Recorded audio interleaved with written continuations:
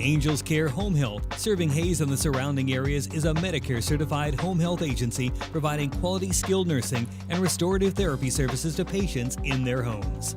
I would recommend Angel Care to anybody. They have really helped me regain my strength.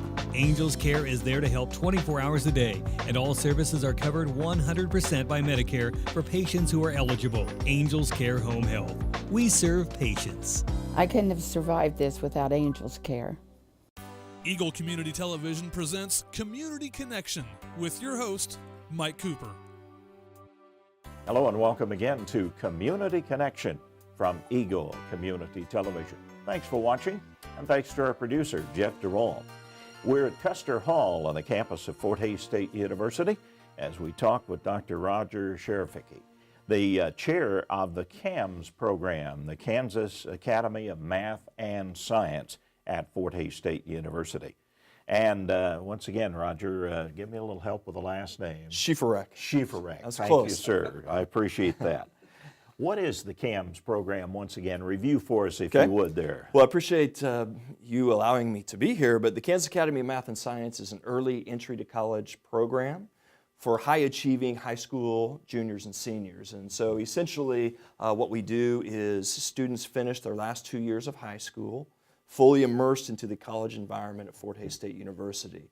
Now, and so they actually move on to campus and they stay in Custer Hall, in a residence hall, and they finish their 2 years here. And at the end of the 2-year program here, they will graduate from their original high school and with, at minimum, 68 hours of college credit. The program then, participating high school students actually are really involved in the campus process, aren't they? Absolutely. Our students are, I talked about being fully immersed into the classroom. They're also fully immersed into the college environment. So our students, not only are they involved in campus organizations and activities, they are leaders in some of those organizations. We have a CAM student that is the president of one of the organizations on campus, but we have senators on Student Government Association, students that lead and are involved in the Fort Hays Honor Society, Astronomy Club, all those types of activities. What do you think are the advantages for a student to move into the CAMS program, Dr. Schiff? Well, when we talk to kids, we always ask them, you know, why do you want to take on this environment or this much of a challenging curriculum when in essence you can stay at the high school and coast through? And their answer is they're bored in high school, or they don't have the opportunities to take the advanced courses at their high school. And so this brings in a whole new environment for them that challenges them, maybe for the first time. And so our kids are kids that are looking for something more out of their education, and they want to make a difference, and they see this as an avenue to do so. You literally get the best of the best, don't you? We do get the best of the best. It's sometimes when I talk to other people about the test scores and the GPAs and the involvement and the activities of our students coming in, it's pretty impressive. Yeah, we were talking about scores before our interview, and some of them are pretty phenomenal, aren't they? Yeah, our average incoming ACT score, and that's just one assessment that we use when determining if a student is CAMS material, but our average incoming ACT test score is a 28.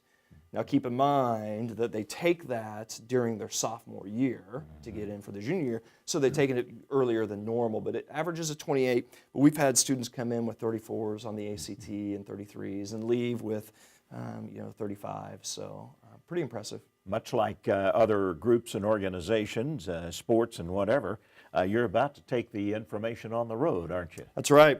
We, throughout the year, we try to take the CAMS message across the state of Kansas. And so here this month, we're going to be essentially in all parts of the state of Kansas. And typically what we'll do is either go into the high school or we'll hold a public information session at a library. And so, and those are usually in the evenings to allow parents and students to come. And so I would encourage anybody that's interested in that to be able to attend one of those information sessions. The times and locations and things like that can be found on our website. And the first of which begins in Hayes, right here on the campus. Absolutely, absolutely. And we've had Hayes students come through our program. We've had several students come through, but we always want more because those students understand Fort Hays State University, and they're a little more they're a little more used to the environment, and so we need to provide more of those opportunities to some of the students around Hays and in Hays. And for those stops, you have alerted students by way of postcard that you've sent out to the high school students as well. Right. We send a mailing to the students that we have on our database. We also reach out to gifted and talented teachers, school administrators, counselors, et cetera, to try to help us get the word out about this amazing opportunity. And these sessions are free. Sessions are absolutely free. We basically just give an overview of what the CAMS program is and what to expect, and maybe what the differences our students experience from maybe what they're experiencing in high school. So it's just an information session, and at that point we can move forward if they want to continue. But we also have junior high students and parents showing up so they can plan for the future. Yeah, you've actually planned 7th through sophomore year for this program, haven't you? Absolutely. How about the numbers accepted into the CAMS program every year? Okay. We can accept 40 Kansas students each year, and then we can bring in around 10 international students. The students from Kansas, tuition and fees are paid for, books and supplies, research expenses are paid for, and so we can bring in 40. We had our priority admission deadline was April 1st, and so we've already made our first round of accepting students into the program, and we'll continue that until we get up to the 40 mark.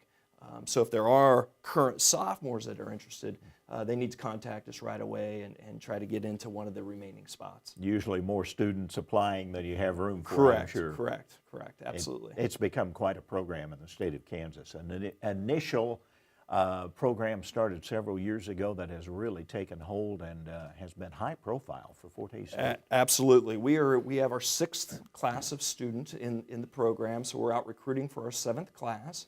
And what's really exciting now is seeing what some of those early students, early on in the program, what they're doing now. And they're graduating, and I have a student from our 2nd class that finished our program at the age of 17, received her bachelor's degree from K-State at the age of 19, and now she's working on her PhD in their the veterinary school of medicine, and she's not even 21. So there's some pretty impressive stories that our program is. Another produced. story too about a program called Minerva. What's that all about? Yeah, we had a student this year come in, and I'll be honest, she introduced us to this program, but the institution is called Minerva, and they are, this is their 2nd year of bringing in students. The first class, they brought in 30 freshmen, and the 2nd class, they've increased their numbers, but they had an acceptance rate of 1.25%, and one of our graduating seniors was accepted to the program. And what makes this institution of higher education so unique is that they study in a different world capital each year. And so she'll start off, the program starts off in San Francisco, and then they go to different world capitals. And so she'll be in Mumbai, and then maybe study in Germany, and then Australia. And so they just travel the world, giving a world experience to our students. So that one was kind of an amazing opportunity for this young lady. Amazing how the program has grown over the years, for sure. There's another program that we wanted to visit with the chair of the CAMS, Kansas Academy of Math and Science program about, and that's the first program, a summer academy. Right, yeah, this is the first summer we're calling it the CAMS Summer Academy, which is essentially 6 one-week-long camps in STEM-related disciplines, fields.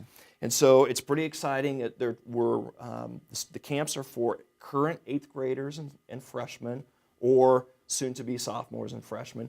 And essentially what the program is designed to do is to introduce STEM-related fields to students and try to get them excited about programs like CAMS, So to give you an example, we have a couple technology-based camps. We have a chemistry camp. It's called the Chemistry of Cooking. We have a camp that's going to be taught by the chair of the Geosciences Department at Fort Hays. That is, we're calling it a storm chasing camp, but it's learning the science and the technology behind weather predictions and things like that. We have another energy camp that's being led by our chair of our physics department.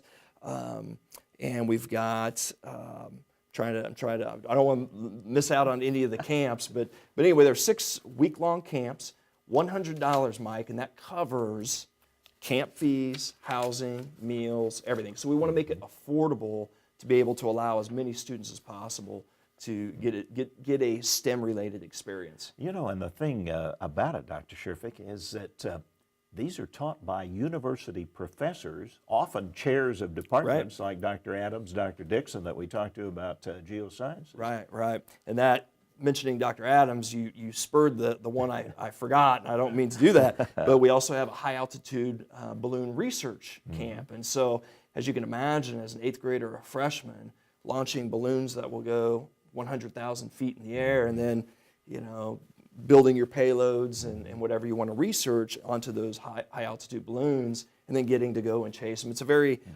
interactive enrichment experience. Well, now, how do young people get involved in this? Okay. Well, we are limited to our camps, numbers of camps, number of students in the camps, and so all they need to do is go to our website.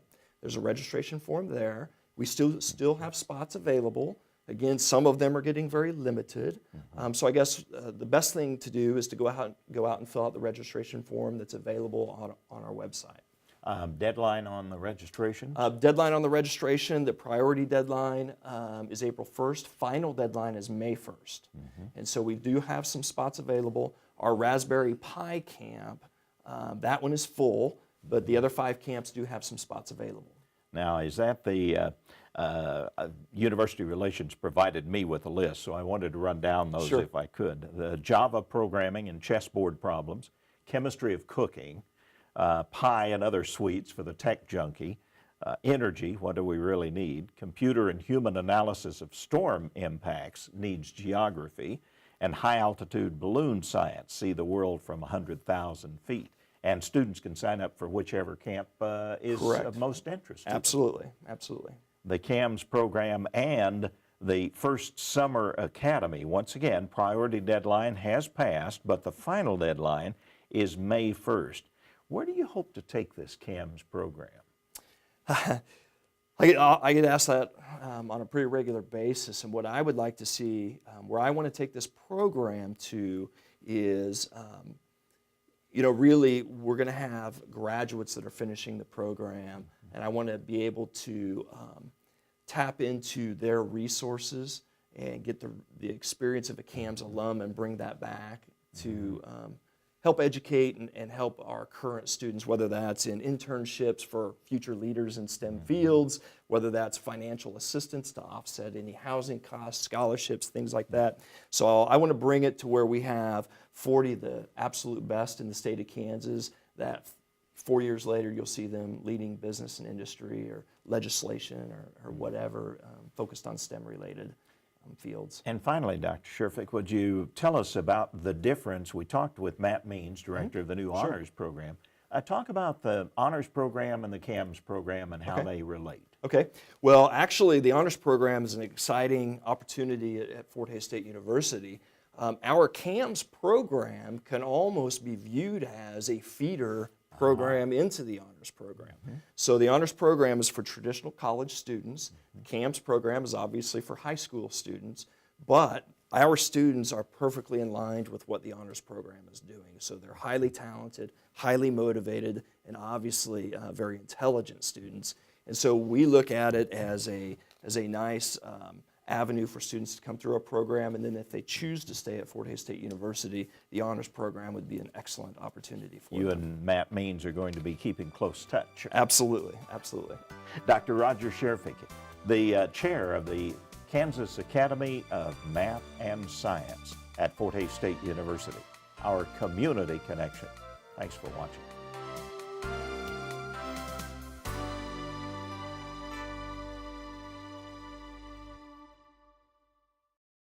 Angels Care Home Health, serving Hays and the surrounding areas, is a Medicare-certified home health agency providing quality skilled nursing and restorative therapy services to patients in their homes.